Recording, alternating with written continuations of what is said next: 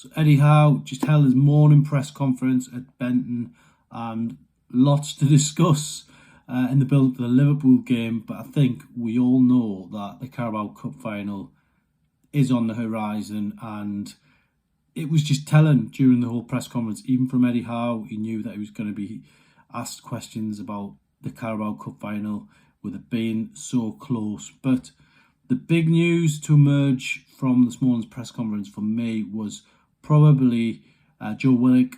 The injury that he sustained at Bournemouth isn't as bad as first feared. He's had a scan. Yes, looks probably like he's going to miss the Liverpool game. Won't be risked.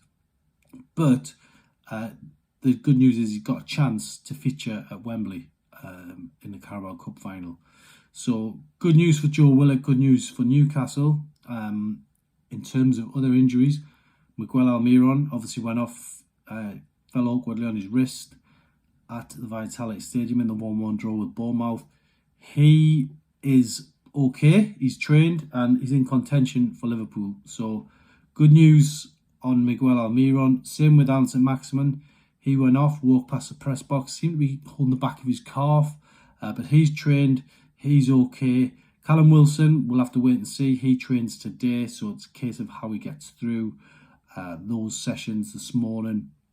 He mentioned in his excellent podcast that he does about these days, if he feels 80% fit, he won't take the chance, whereas in the past, he has took the chance and played, and it's backfired. But now, probably under the excellent conditions they've got at Newcastle, the medical staff, all that sort of stuff, they're not just going to patch a player up and send him out there. They're going to give him an opportunity to get fit and recover.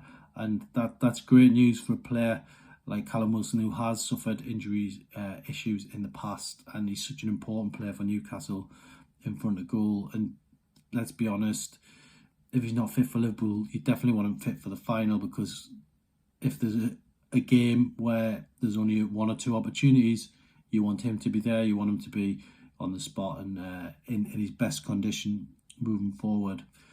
The other injury update from today's press conference we'll touch on soon, but talking about the game in general against Liverpool, if you remember back at Anfield, very stormy night that game. Newcastle went ahead in the game. They could have been 2-0 up. Isaac's second goal got disallowed when it looked to me very much onside, and that would have just changed the complexion of the game. Instead, Liverpool were able to get back into it and won the game in stoppage time. Not the first time we've suffered such a late defeat at Anfield. All the fans know about the 4-3s, but that, believe me, was just as painful to lose 2-1 in the last minute last time at Anfield. So a lot of tension, I would say, building up going into this game. Newcastle want to get revenge. Liverpool want to get back in the title race.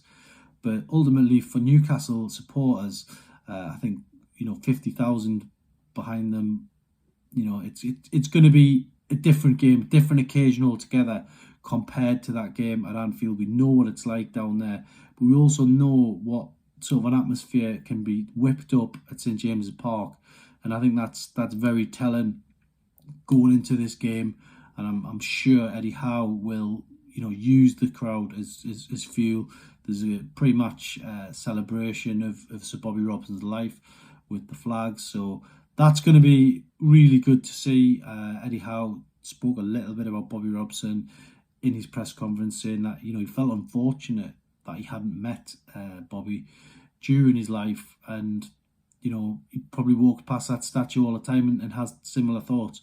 For those of us who have met him, and I was very lucky to meet him on several occasions, and I have to say I always walked away quite inspired by the words he had to say, really encouraging, and always, without fail, made sure you went away with a full notebook when you interviewed him. And I think that's testament to such a legendary figure and a legendary manager at St James's Park. So back to that other little bit of injury news that I promised you. Matt Targett is back in training. He's been out for a long time with a heel injury. He hasn't been able to get in the team this season because of the form of Dan Burn, but when he has been fit, it just hasn't been possible to change the team. So he's back now, he's training, comes back into the fray at a time where certainly not questions by me, because I think Dan Burn's done an excellent job, but Graham Souness, Kieran Dyer had a lot to say about Dan Burn's performance at Bournemouth, and Targett comes back into the reckoning at that time. I personally don't think Eddie Howe will drop him as reward for the way he's played throughout the season. It shouldn't even be an issue, really.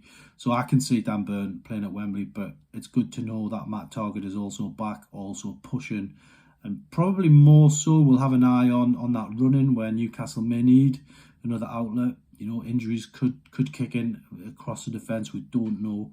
So it's just good to have him back, and Newcastle have got two quality options at left back. So Matt Targett back in training. Don't think he's going to make the squad for the Liverpool game, but certainly in with a shout of Wembley a week on Sunday. Believe it or not, we'll be heading down to Wembley for that one. So lots of news this morning from the press conference. Stay with us for all the latest on Chronicle Live.